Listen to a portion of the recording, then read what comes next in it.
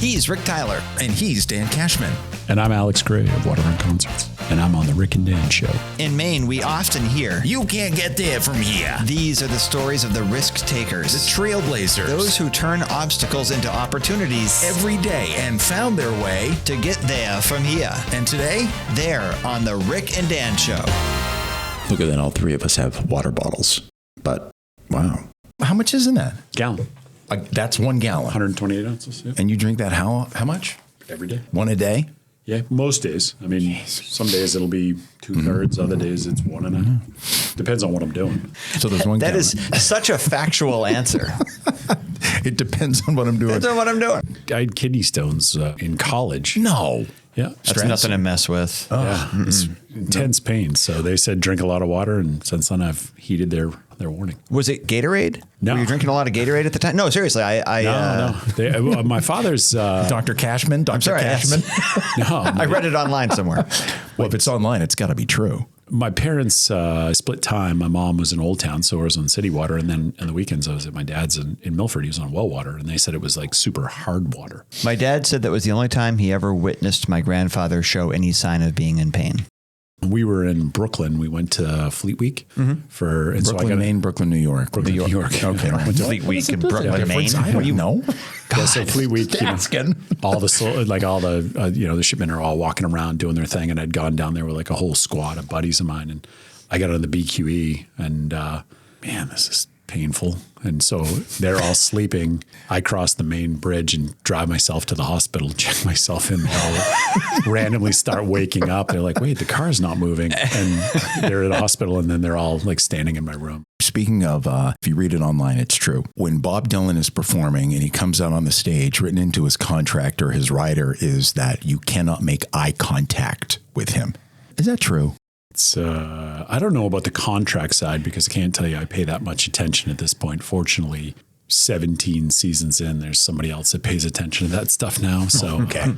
But yeah, I remember doing shows early on in my career where they would make everybody disappear, that Bob didn't want to see people on his path to the stage. And so I remember early on when we had Waterfront, because it was all temporary, we were all like hiding in containers, like we were being smuggled into the country. Fortunately, it wasn't 200 degrees, but it was, so this is always, every artist has nuances, but most of them are varied people. The legendary one is Van Halen wanting the brown M&Ms sorted out. And then online, the tale is now told that the reason they did that is because it was either Eddie or Alex just wanted to make sure they were paying attention to the rider, the contract to do that. And I don't know, when Van Halen was here, did they want the M&Ms? No, that's obviously early on in their career. I think it's when, corporate America has obviously descended on rock and roll. And so I think things are done very differently today than they were in, say, the 70s and 80s, when you had individuals buying shows. And it was, once you introduce private equity into things, it changes the business as a whole. So I think, realistically, yes, they wanted to know that promoters were paying attention, that promoter reps were paying attention. Now we're such a business of specialization. So, there's somebody that just literally geeks out on those riders. We'll try not to geek out during our discussion today. No. I'm totally going to geek out on everything. Okay. It's fine. Hey, can we say thank you for something? Sure. There's a lot to say thank you for. I don't know about that. But when Sutherland Weston produced the We Are Bangor video. Oh, yeah. And I still get comments when I'm like flying. People will be like, I saw you on that video. Chris Rudolph was the second person to know about the idea. Yeah. And I don't know when he went to you, but to have you there, because we need a public service announcement. No, we need an anthem. Yeah. That line was in our head for a long time, and we were scared to reach out to you. But Chris walked into the office one day, and we said, we got this idea. What? We sit down and talk to him. He said, yeah, I'll approach Alex. And when Chris said that he would do it, and then he said that you would do it, that gave us the window to do the whole thing, and it took off. So thank you. Was Kate here then? No. I don't think so. Because I don't think I was here then. Yeah. You weren't in the office, but I approached you about being in it. And then you hung up on me like twice. At least, yeah. Yeah. Because they all blend together now. Yeah. No, so Chris's Kate was not here at the time. But having you in the video absolutely gave it a level of credibility to those first few seconds, which were essential to hook people in. And then it all went downhill from there when it comes to credibility. But one thing that someone pointed out to us is, with whom were you on the phone, allegedly? Ozzy Osbourne. Yeah. And then eventually Twice. Ozzy Osbourne. We get 2 confirmed shows, and both times he got sick and didn't play off. Oh, Still- no, really? Yeah. Yeah, it's still like a white whale. And obviously, Ozzy's gone now. So Right. it's like, it's one of those things like Tom Petty. We had a chance to catch the show. We lost out to a Canadian promoter. They did it in Portland. And we get the next year, we're confirmed, and then he passes. And, Foo Fighters, same situation. I mean, it's just like such a weird dynamic when you look at the fact that we don't make bands like my parents' era, I think, 70s, 80s. I guess 80s can be my era, but I was, 5 to 10 years old in that period where I was really understanding music. So I think you're not going to make the Stones probably ever again because this. Well, they're still touring. Yeah, no, It's true. you can't kill Keith. No. all the COVID memes. Everyone in this room has tried. Yeah. Yes. Yeah. So I mean, you're just not going to make those bands. The attention span of the generations, I'd say, after us as a music songs got shorter. You're not going to get a 7.5 minute Stairway to Heaven. Isn't that crazy today? Because like CHR right now, contemporary hit radio, the longest songs are maybe 2.5, 2:45. 235 is the sweet spot, they say. I remember when Kate Bush's Running Up the Hill resurfaced because of, I think, Stranger Things. That was a 4.5 minute song, and pop radio didn't know what to do with it anymore. Yeah. No, And they were playing it. Who were the current living white whales for you that is still top of your list? Yeah, same ones. I mean, Metallica, Pearl Jam, Billy Joel. I'd love Metallica to take the paint off the houses on 2nd Street because I think that would be just a rocking show. Obviously, it's the stuff that we grew up to. It's the people that work. It's kind of like telling people that Nirvana played Penny Post in downtown Old Town when I was providing speakers. They're like, what? Soundgarden played there. So, but they weren't who they are, right? In that essence. I mean, I'd love to get Foos back. I'd like to get that together. When they finally put the band back together, I think the concept was, what are they going to be? How's everybody going to respond? So they wanted to play smaller venue. Everywhere you go, someone must approach you and say, hey, can you get, what about, wouldn't it be great to have, hey, if you listen to. Yeah, it's hard on my friends, my significant other. You go to dinner and it's like 20 minutes to get to the table sometimes. So it's people are super interested in it. It's the fan and fanatic. And I think it's the team's lot in life because everybody gets that on our team. The core guys that have been here pretty much since the advent of the company, they're in a position where I think that all of them deal with those same things because they become synonymous with the brand. Someone approaching you just randomly that you don't know is one thing, but say your dad comes up to you, your biggest fan and your hardest worker, as we understand from talking with him, and he says to you, Alex. Yeah, it's Blake Shelton still. I mean, he said that in the last video. He Yes, still he did. said every year. And Blake was here this summer. And it was funny because, he's got this big network of friends from the years that Joe and Sue Sear that, owned Sear Bus for like 1 million years are like godparents to me. And they, so my dad drove for them like in every iteration when he wasn't at Old Town Canoe before he started his next career and then after his career and his retirement and everything else. So he knows all like these educators and sports people around the state because he drove coach bus for fun. And he's like just firing photos at me because Blake and Gwen were here this summer. And he's like, oh, here's so-and-so with Blake. It'd be great if he could play the venue. And I'm like, oh, I know, Dad. I try every year. So he's just like chewing on me to get it done. And it's funny because I took a bunch of those photos and sent it to like agents and managers. I'm like, hey, just a reminder. Love to have Blake here. He's clearly having a good time. Like he likes Maine. I can tell, so. Played a lot of mini golf while he was here. Yeah, it was like everywhere. It was like every cop took a photo with him, and a coastal community from here to Timbuktu. It was crazy. So Your dad also told us the story that the first big show, Celtic Woman. yeah, And he left. He left before. yeah. He was pretty I was pretty excited and upset. I think in the grand scheme of things, it's like years of hard work. It's so, and you're the namesake on the masthead here still is, he's called it Celtic Woman. Carrie gets up there with his daughter and screws up the name. I'm like, He said the drummer gave him quite the side glance. it was funny because he's down there like, I'm not going to do this. I'm not going to do this. I'm not going to do this. And he gets up there and just absolutely lays up a goose egg. It checks out. Yeah. It checks out. But the story was that your dad, he told us that he couldn't take the emotion of it because it was your dream. And he decided, I just want to step away for a bit. He's got, we're all anxious people. I figured out how to channel it into a long work day. And he definitely, he struggles with that more than I think, it's like every entrepreneur is a high functioning ball of anxiety. That's just like, what can I do here? So yeah, We have no idea what you're talking about. No, we don't get that at all here. Oh yeah. Everybody here started their own business and done it. And anybody making a payroll in Maine's got my respect. I don't know how you do what you do, but a couple of specific instances really make me more impressed than everything else somehow. Bangor was the first date on the 10-date long-awaited tour from Tool, and Aerosmith, first show out of rehab for Steven Tyler, and the only show before Fenway and then going back to Vegas for the residency. How do those things happen for a market this size?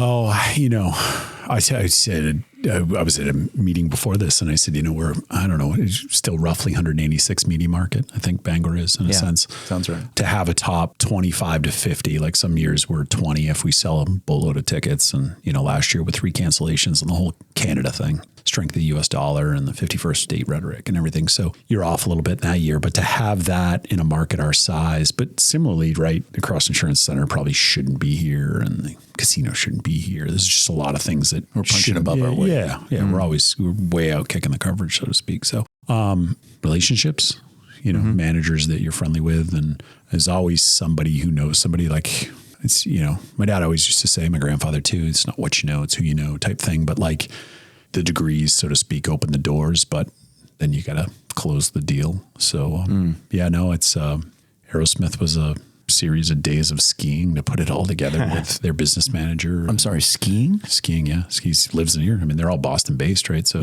you can run into them in one of the mountains in Maine. When you say run into them skiing, no, not like that. Okay. I just wanted to make sure. What a way to.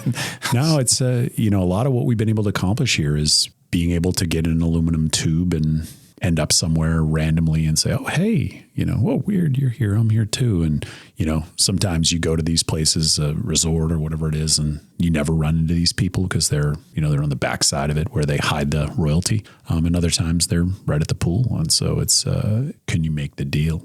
Do you remember the first one that made you sort of cock your head and say, wow, we just booked whoever in Bangor, Maine? Yeah. I mean, Willie in 14 was a big deal. It was the first show I ever saw with my grandfather in Tucson, Arizona. It was February break, and he was playing the basketball stadium there where the Arizona Wildcats play. And it's walking out of there with him, and he's a big country and western fan when they called it country and western. Wore bolo ties and just really leaned into the southern vibes. He would have loved Texas red dirt country. As a genre, I think he did then, but it wasn't necessarily classified as such. So that was a big one. Fish, you growing up working in Ellsworth at Acoustic Energy, the audio company down there that did support stuff for the Fish stuff in Loring and, that kind of their growth to stardom. I remember 23 when Trey started to play and just being like, wow, it's here, it's happening. Mm-hmm. That was such a weekend. Of course, it poured rain. God, we had like 10 inches of rain in 3 days. And we had them across the way at the arena. These are technically the first band to ever play there, even though the arena didn't open until October. And we had Hank Jr. open the building. But those are two really, they kind of all run together now. It's just season 17 coming up. It's like, I've never done anything for this long in my life. Right. You know what I mean? Like Ushuaia wasn't this long. And so it's just so weird to look back. It feels like yesterday we were all kids and starting out. And now some of the guys who work for us, their kids are starting to think about having kids. And you're like, where did the time go? Pump the brakes, slow the roll. It's quick. You mentioned Ushuaia. And for those that don't know, were those the good old days? Yeah, I tell people it's the best thing and worst thing that ever happened to me. Yeah. Right? It's because, I was young. We opened super early. Bought the bar when I was 19, 20, opened 2021. So it was just like take the knowledge of nightlife and dance culture, because that was still when people wanted to gather. It was like this next generation seems to be a little less about getting in a club, so to speak, and swipe right. Mm-hmm. It's not as hard. We had to go meet people, talk to them. So I learned a lot there. I mean, I think, you're young and you put a prospectus together and it was not right, but thank God it was right to the good side of that discussion versus the wrong side, right? It's like you anticipate the dumpster and the trash cans, but you don't budget for the bags. And that's a very big cost. And I remember just like kind of looking at the forecasts that we had provided to the bank to get the green light, and then like what actually shook out. But the revenue was so sandbagged too, because again, we sandbagged the revenue and we tried to pump the expenses, but like we didn't pump the expenses enough, and we over sandbagged the revenue. So it was great. It was an incredible learning experience. Fighting City Hall, I don't recommend it, but it's, I tried.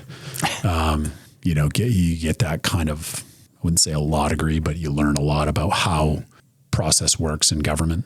So I remember I worked at Z107.3 in Bangor, and you brought an artist by the name of Fifi Dobson to Ushuaia. And I went on the radio proudly saying she's the next Gwen Stefani. I might have been wrong. Yeah. But I went to the show, and it was a great show. But what sticks out at me still to this day is how proud you were showing me around the audio gear and sort of how everything works. How much does that stick with you even today? I mean, you've built something incredible that most people in this area probably didn't think was possible.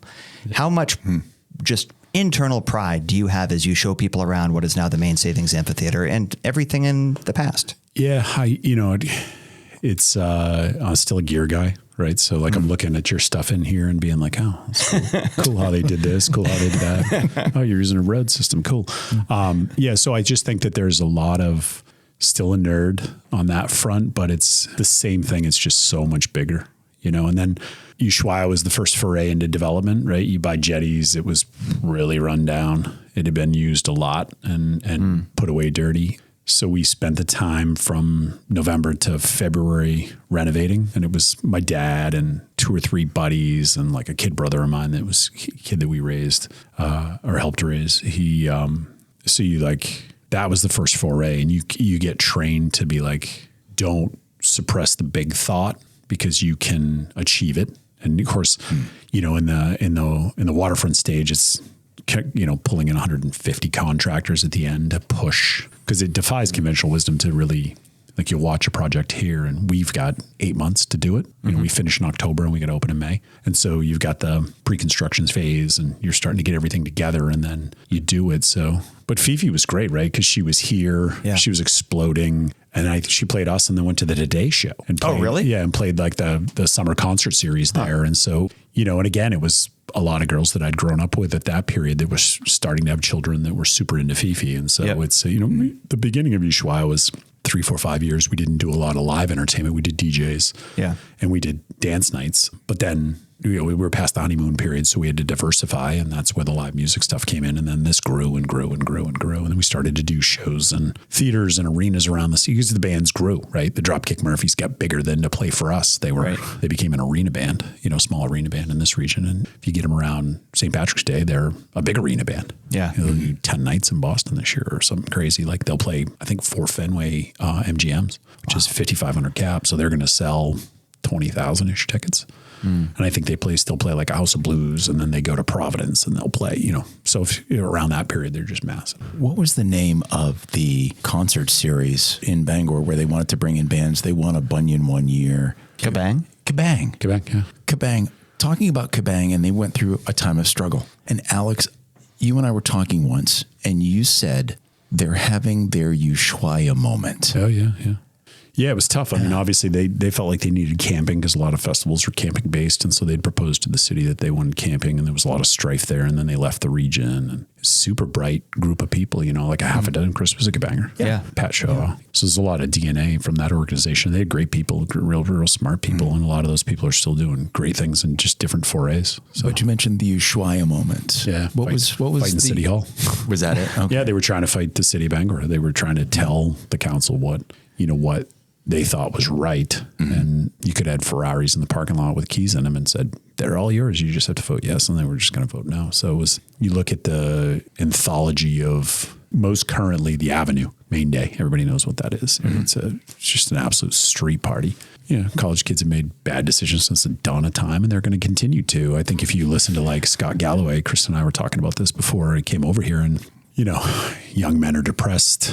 They don't meet people, remote work. it was like 1 in 3 people you meet in your life that becomes a mate, a friend, a confidant, a mentor. It comes through work. And so if you just don't interact with those people, it just doesn't happen. So you just got a different generational status. But I think, every time I see college kids raging, I could drive home and there's a big party in Town, Orono, on my way to my house. I'm like, let's help for the next generation. They still know how to gather and burn it all down. So yeah, those guys were trying to fight City Hall, and it's, you see that on the regular. And so I think it wasn't easy to get to where we are today, in the sense that the traffic noise, there was always something that a few people wanted it to go away. But again, I don't know, we did the math for it for the event we did with the chamber. The early morning breakfast was like $337 million in non-direct free money into the city of Bangor, or region, because on a big sellout show, we sell out from Lincoln to Waterville and Bangor to Bar Harbor. There's just still not enough hotel rooms to seat everybody for a opening night of Tool, when you have literally 6 continents represented, because people will come from all over the world, because it's a special thing to be an opening night. You reverse the flow of traffic. Got them to come from the south to the north. Yeah.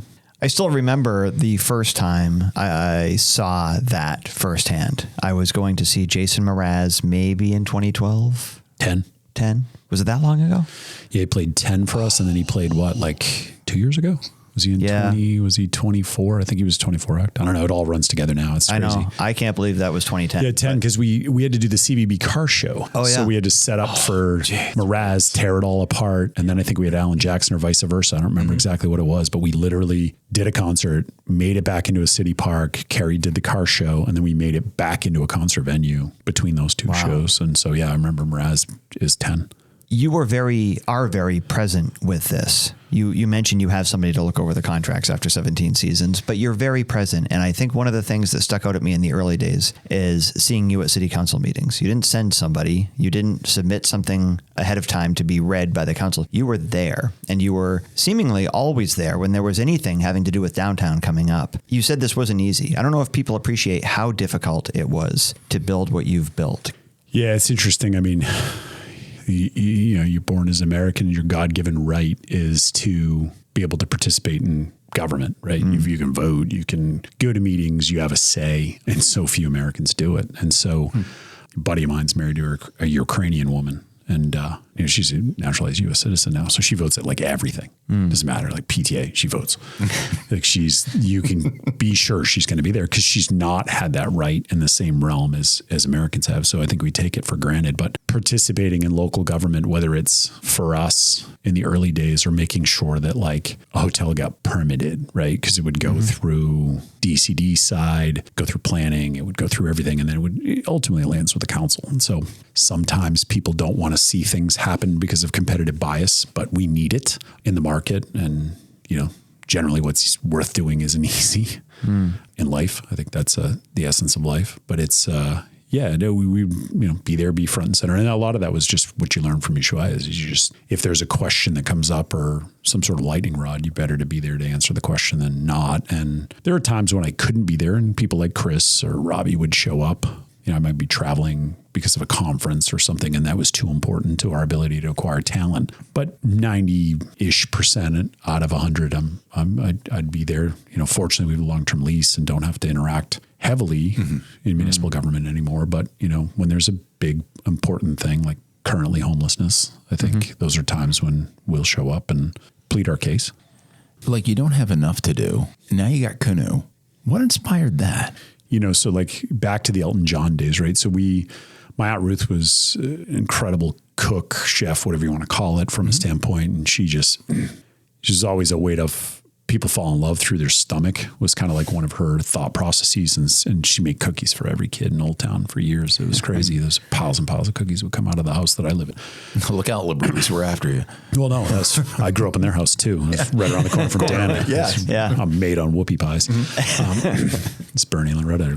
They're just great people. But it's, so it's, to get the artists to have an affinity for their experience with us, like brick and mortar is brick and mortar, right? Every building's basically the same. It's got the same systems.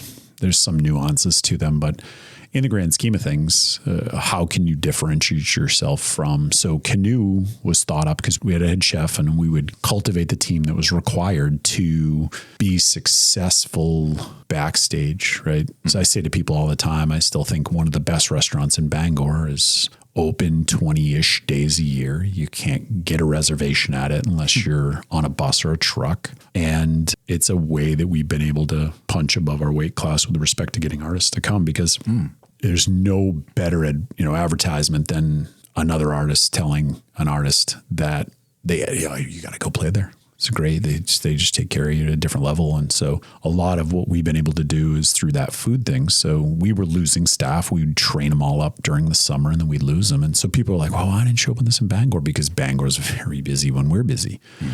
KANÜ really operates almost wholly. I mean, we're busy besides the university, but our best times and our busiest times are around the university's academic calendar. Football, basketball, baseball, hockey especially. Ben's really got it going up there. So Yeah. And and all the investment on campus. So to be in a position to be a little slower in the summer when the university's closed, when we need peak employment at the Waterfront, it's peas and carrots, peanut butter and jelly, so to speak. It's, complement each other very well. So we didn't lose those people. They didn't go work for one of the large institutions in the region that employs food workers, Sodexo or, the Cross or the casino. And so we wouldn't lose our best people. We wouldn't train them up. We wouldn't teach them the nuances to our business, because our business is so weird. Like, a Chesney day is you played 160 plates for the tour. So it's 160 breakfast, 160 lunch, 160 dinner. And then we serve a fourth meal, because these are 16, 18-hour days. And so rather than telling the tour to go to Buffalo Wild Wings or, Mason's or something local. And of course, if we get a Tuesday show, all those places are generally closed by the time we need the food. So it's, there were some shortages that we had to overcome in the markets. We had to engineer around that. And we didn't realize that until we were on the doorstep. And so then you're calling a proprietor and you're like, dude, can you open back up? So even from that standpoint, we can control that outcome. So that's the reason for KANÜ. And it was great for us, because for roughly 19 months, it was illegal to do concerts in the state of Maine during COVID. You couldn't have gatherings of greater than 50 people. And so my team they didn't know if they were going to have jobs. It was a really trying time for people in the entertainment industry, especially because a lot of businesses got busier. It wasn't the best time to be in the gathering business. Having grown up in Old Town, I know you grew up in Old Town, you're still there. At KANÜ, there's something significantly special about sitting on that roof, knowing that that's the place I used to go to buy wiffle balls and wiffle ball bats to play out back, and look down over Main Street and see the very same place that I used to ride my bike, meet up with friends, go buy baseball cards. Training wheels on that bike? No, I learned to ride a bike at the age of 24. Thank you. Oh. You have a very soft spot in your heart for Old Town. Yeah. Old Town is given me so much, whether it's, like you mentioned the breeze. And so like Bernie was a mentor, Damien's a friend, Loretta's like a second mom, the Sears, Tommy Thornton. There's just a lot of great entrepreneurs, Ralph Leonard, Herbie. It's just a lot of great people. And those people were, when you were a young entrepreneur coming up, they would make time to make sure that you understood what the business was, and everybody got introduced to their banker from somebody else. There's a big legacy of that through, great small community banks in this region. And so, Old Town's been great for me. As I don't pay attention as much today to what the school side of things are, because I don't have kids, and the bulk of my employees are Bangor based and, Hamden based and so forth, but it's given me more than I probably deserve. So it's great. It was a great place to grow up, and it's a great network of people that, want to make sure that people are okay, whether it's, through the business side or just individually. Time out for water. Yeah. Big slug. Is there a little like magnet to your top on yours that sticks to your, Look at that. Yeah. It's like a management system for my giant jug. There you go. Mine has like a little leash for the cap, like when you're a kid and your parents are dragging you around on the leash. Or your mittens are on a string. Mittens on the string. Yeah. Were you a mittens on the string guy? Yeah, my aunt used to knit mittens on the string. Still trip over. I should still have those. Yeah. This is great. Speaking of water, there are a lot of people that think that Waterfront Concerts is because your major venue is along a waterfront. Correct. In Bangor. Yeah. However, Yeah. There's a whole different story to it. What is it?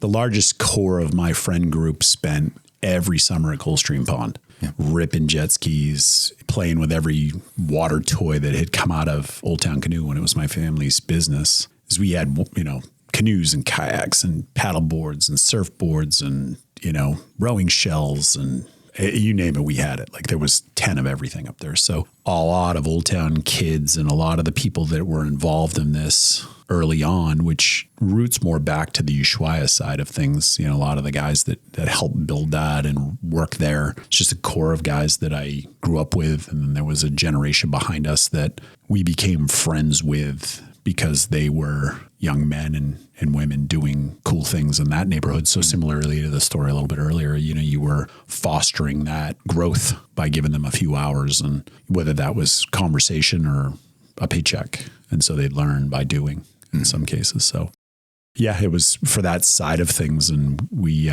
would just end up on waterfronts regularly. So people understood that kind of correlation, but it's, there's always a story to the names. Obviously Canoe, people weren't going to use, I wanted to name it KANOE, but you Google Canoe in Old Town, you're not going to get my restaurant.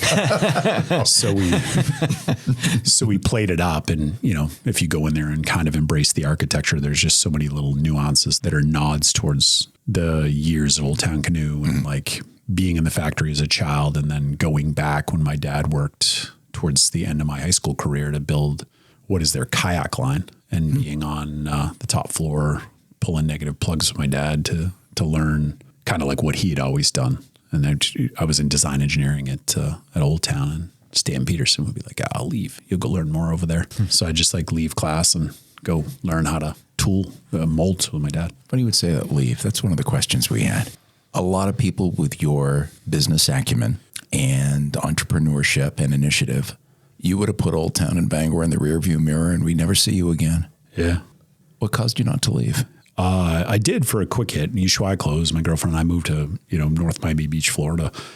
I think it was, my parents were all here. My great aunt was here. Those are the people that raised you. Mm-hmm. My great aunt always said that it's not your responsibility to take care of the generations before you, but the good ones do. So like, as my parents got older, as my great aunt got older, I wanted to be in this market and give back, I guess, in a sense, as they had done so much to raise me. And really, it's crazy to start DJing in 5th grade and just kind of fall into that business by accident. I was DJing in 5th grade, playing 45 RPM records for Mr. Stevens' class, and I'm not nearly as successful as you. I took a wrong turn, I think. When I was in middle school at J.A. Leonard Middle School in Old Town, they were trying to get a student to DJ a dance, and the teacher's big selling point was, well, this is how Alex Gray started. Yeah. Like even then, I was in like 6th grade, and you were already the poster child for success at J.A. Leonard Middle School. Yeah, it's, Old Town had senior assembly. My brother had sucked the speakers out of my grandfather's man cave effectively. They were just, I still own them. I have them. He gave them to me. They're in my dad's basement, but they're like, the horn on it was built to cut through the Indy cars at Indy. And so it was a big system. And so went there, DJ'd, and, another call. And the Y wanted us to do stuff. And it was my buddies and I. And it's just like looking back at fostering entrepreneurialism, like the beginning of that, the gear was so DIY, like the mirror ball was a fan with a rheostat or a switch. We upgraded to a rheostat by the 3rd show that had like pieces of mirror that came from Gray Hardware that my dad had cut up in triangles or squares. And, we did some variations so they would bounce differently. It was a floodlight in a piece of stovepipe. Like it was, it was as DIY as it gets. And then, now we have LED walls and concert grade audio and, lights that, just are our next level. It's, did you get paid to do that in 5th grade, or was this sort of this is fun and I want the experience? I don't know that I remember that, to be honest with you. I think I'm pretty sure. Is this a tax thing? Are you telling us this for tax purposes? I think I remember being able to get all my buddies out of school for a day because I was like, we got to start setting up at noon. And so they were like, okay, you guys can get out at 10. And it was like the first foray into like what would be a study hall in an open campus. And of course, in my era, if you had an open campus, like BAPS had it and Orono had it because they were more collegiate driven than the schools around. But like we weren't allowed that. So it was like, I needed like 10 guys and it was probably 2. I needed 2, but I got, 8 of my other buddies that were out of school early and we all thought we were bosses. But honestly, I can't tell you I'm pretty sure I did it for free to the school, but I don't know. I mean, I wasn't like, oh man, I'm going to open a business. I was like, oh, I'm going to DJ for my peers and we're going to go to the aquarium and raise money. I just remember getting paid in dollar bills at the Y and then going to the pizza joint that was next door, like Angelo's. It's Old Town House of Pizza back then. Yeah. And so like buying 2 large pies for my buddies and they were like, well, this was free. So, but they had helped me lug stuff in and out of the back door of the Y. So it was like, it was, I don't know. I remember if we get paid on those first run of shows. We were just so happy to be there in the beginning. And it's similar, the first years of Waterfront, like I didn't take a paycheck for 7 years. It was wild, it's just, you were paying other people. And like in the summer, we'd work really hard and then we'd all go back to our day jobs. Like I'd go back producing other people's festivals and Robbie did a whole bunch of different stuff. Like he worked at Target one year. He was a contractor another year. Randy did web design and videos for weddings. And like right up until like 14, 15, we were still all like, is this really still something? But none of us were like, you can not work like we do now in the sense that Waterfront provides for us. So it's just, I think realistically it was same thing in the beginning. Of course, back then, God, the cost of music, $21.99 for a CD at Sam Goody in the mall. And, you needed 3 songs off it, but you couldn't buy the DJ cuts, right? Like a master CD and buy the licensing. That hadn't turned into anything yet. So it's just a whole different dynamic. I'm actually going to dust off the turntables and go DJ a school dance for my girlfriend's Seriously? daughter. Yeah, I'm going to do a Hamden dance in like January. So I got to Can the general public go to that? I would love to relive my youth. I got to practice over the holidays, but I'm going to build some crates. And You going to scratch? Probably. It was funny. I was watching Kid Rock do something the other day on the internet, and he, of course, Kid's claim to fame is he's like he won the DMC. He was a legit juggling DJ. Like he's the real deal, and he still gets up there and just goes off on the decks. If you're gonna scratch any Huey Lewis, I got some on vinyl. If you need to borrow it, I'm happy to lend it to you. Oh, you should hear it. It's so good. Yeah, my dad's John Denver records should look great. So I used to just those things up in the beginning. My dad is like, what is wrong with these records? I'm like, what happened to Rocky Mountain High? Yeah, I had no idea, Dad. So much Q burn on them that I was just like, they were just destroyed. He had no clue. You still rocking the Aura ring? Yeah. And I wonder. I'm on the 4th generation, which is wild. Oh, really? Yeah. I wonder when you track your stress level, or do you even look at it? You're a data guy, I know. It's it's high. It's high. And that's why I say, from a standpoint of things, it's like, ooh, you've had a lot of stress today. And I'm like, I don't feel stressed. But obviously, biometrically, I guess I am. I just wonder how you manage it. I don't know that I notice it, but I'm sure it's there in a grand scheme of things. But it's, I'm like, if this is high stress, what is some of the other stuff that's gone on in life? Like doesn't feel like it. You work out though, right? Yeah, almost every day. I'm sure that helps channel some of the stress. Yeah. What else do you do in your downtime? Drinks a lot of water. Drinks a lot of water. Yeah. So you're peeing half the day. What else? I definitely hit the bathroom a bunch. But, works a lot, right? It's basically a 24/7 gig. It's we're on the cusp of our business closing. Hanukkah's Monday, and so our business effectively goes dark around that time period. Still, some emails will trickle through till Friday, and then the business will be dark. So there's 2 weeks. We'll come back online on the 5th. The agencies will have their retreats that week of the 5th, and then they'll turn back on the following Monday. You'll get emails from assistants, but I don't know. I really like watching my girlfriend's daughter's basketball games. I really do. It's something I've come to really enjoy. Old Town was so good in my era. And we all played it at a pretty high level, and it's fun to watch these kids today play. Not everyone in Old Town played at a high level. My 3 pointers were something to be reckoned with, but I couldn't make a layup to save my life. Yeah, I made those teams, but I wasn't the best guys on the team. There were some really talented people that played there, so we had some great athletes in that era. You told us once that, and this was an opportunity to work out, but also do your job, working out with Bryan Adams. Yeah. I mean, a lot of artists. So we built a gym at our office in Old Town, the Gronkowski boys. They say you always wonder why those guys look like rhinoceroses on 2 feet. Well, their dad's the gym guy, right? So he's got the Life Fitness, Hammer Strength, and Iron Grip franchises like Philly North now. So like every gym you go to and you see 20 Life Fitness treadmills, those go through the Gronkowskis. Oh. Yep. So Gronk Fitness is their thing. So I met Gordy at the University of Maine at the rec center. They were tricking out the rec center at the time. And I'm like, wow, it's this huge dude over here. And so I met him through one of the KPE grad students. So we were like, we want to do a gym at the Waterfront. You know, artists were trading other habits for fitness habits. And we wanted to be in a position where we could offer that to the artists because it wasn't a lot.